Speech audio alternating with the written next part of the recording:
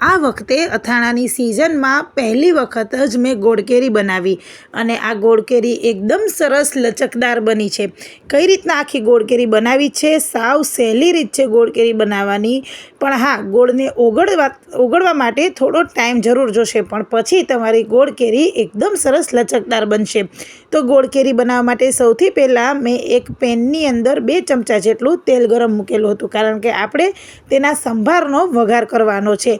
એ પહેલાં તેલ ગરમ થાય ત્યાં સુધીમાં મેં મિક્સર જારની અંદર ધાણાના કુરિયા છે તે ઉમેરી દીધા હતા અને તેને મિક્સરની અંદર ક્રશ કરી લીધા હતા। ધાણાના કુરિયા ક્રશ કરવાથી સંભાર એકદમ સરસ મિક્સ થઈ જશે। તેલ ગરમ થઈ ગયું એટલે 1 ચમચી જેટલી હિંગ ઉમેરી દીધી અને બધા જ પીસેલા ધાણાના કુરિયાને અંદર ઉમેરીને વઘાર કરી દીધો। 2 થી 3 મિનિટ માટે આપણે તેને સતત હલાવતા રહીશું, જેથી કરીને આ વઘારની સુગંધ છે તે સરસ રીતના સ્પ્રેડ થઈ જાય। તમે ધાણાના કુરિયાને આવી રીતના શેકશો એટલે ઓટોમેટિક ધાણામાંથી સુગંધ આવશે। ફરી પાછી ઉપર થોડી એવા રાઈના કુરિયા એડ કરી દીધા 2 ચમચી જેટલા અને 2 ચમચી જેટલા મેથીના કુરિયા એડ કર્યા, થોડી એવી વરિયાળી એડ કરી। આ બધું જ વઘારની અંદર મેં એડ કરી દીધું અને સરસ રીતના મિક્સ કરી ગેસની ફ્લેમ ઓફ કરી અને તેને ઢાંકી અને થોડીવાર માટે રહેવા દીધું, એટલા માટે કે આ સુગંધ છે તે સંભારની અંદર સરસ રીતના બેસી જાય। તો અડધી કલાક માટે મેં આ સંભારને આવી રીતના ઢાંકીને રાખી દીધો હતો અને હવે ખોલ્યા બાદ તેમાં નાખી દીધો 1 ચમચી જેટલી હળદર અને ત્યારબાદ કાશ્મીરી મરચું થોડું એવું વધારે નાખ્યું છે।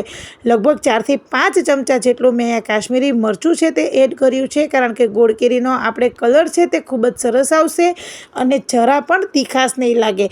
બધી જ વસ્તુઓને બરાબર રીતના મેં મિક્સ કરી લીધી છે। હવે મેં અહીંયા ગોળ કેરી માટે ગોળ છે તે હીરાકણી લીધો છે। હીરાકણી ગોળ સ્પેશિયલ ગોળ કેરી માટે જ આવે છે।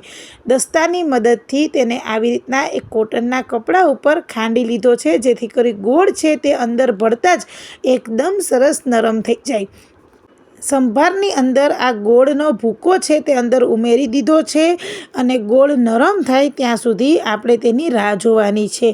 થોડો એવો ગોળ છે તે પોચો પડશે અને પછી આપણે તેમાં કેરી ભેળવવાની પ્રોસેસ કરવાની છે। એપ્રોક્સ આ ગોળને પોચો થતાં 3 દિવસ જેટલો સમય લાગ્યો હતો મારે, કારણ કે મેં પહેલી વખત જ આ ગોળ કેરી બનાવી હતી એટલે બહુ આઈડિયા નહોતો, પરંતુ ગોળ પોચો થયો એટલે પછી મેં આમાં કેરી ભેળવી નાખી। તો ગોળને સંભારને આપણે આવી રીતના મિક્સ કરી લેવાનો છે હાથની મદદથી, એટલે બધો જ સંભાર છે તે ગોળની અંદર સરસ રીતના બેસી જાય। પછી આપણે ઢાંકી દેવાનું છે અને 3 દિવસ સુધી રાખવાનું છે। 3 દિવસ બાદ મેં અહીંયા ખારેકના નાના નાના ટુકડા કરી લીધા છે અને તેને કેરીના ખાટા પાણીની અંદર પલાળી દીધા છે। જ્યાં સુધી ખારેકના ટુકડા એકદમ પોચા ન થઈ જાય ત્યાં સુધી કેરીના ખાટા પાણીની અંદર આ ખારેકના ટુકડાને પલાળવા દીધા છે।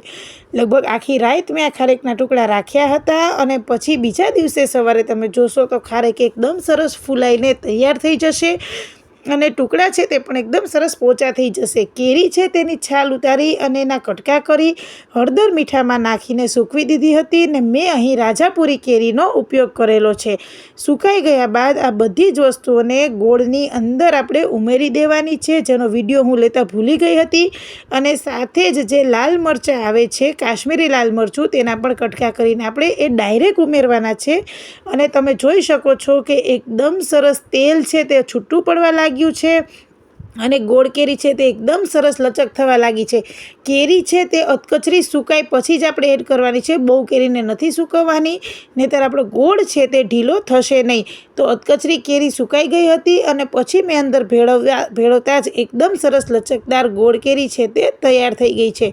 તો બહુ જ સરસ ગોળ કેરી આ વખતે તૈયાર થઈ છે। તમે પણ આવતી સિઝનની અંદર મારી આ રીતની સાથે જ ગોળ કેરી બનાવજો, તમને જરૂરથી ગમશે અને સ્વાદમાં ખૂબ જ સરસ લાગે છે। તો આ વિડીયોને તમે સેવ કરીને રાખજો અને વધુમાં વધુ શેર કરજો।